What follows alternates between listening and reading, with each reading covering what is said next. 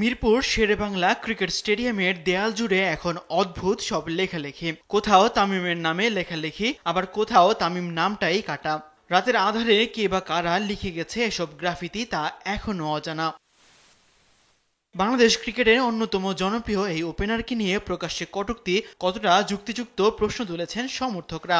তবে এর আগেও সাকিবের বিপক্ষে হোম অফ ক্রিকেটের দেয়ালে দেয়ালে ছিল গ্রাফিতি। মূলত জুলাই আন্দোলনে ছাত্র জনতার পক্ষে সামাজিক যোগাযোগ মাধ্যমে নিশ্চুপ থাকা নিয়েই তখন ক্ষোভের বহিঃপ্রকাশ ঘটে। ঠিক নির্বাচনের আগ মুহূর্তে গতকাল বুধবার বিসিবির পরিচালনা পর্ষদ নির্বাচনে না দাঁড়ানোর ঘোষণা দেন তামিম ইকবাল। অভিযোগ তোলেন নির্বাচনে সরকারি হস্তক্ষেপ রয়েছে, এমনকি এই নির্বাচনকে তিনি বিসিবির কালো অধ্যায় হিসেবেও আখ্যা দেন।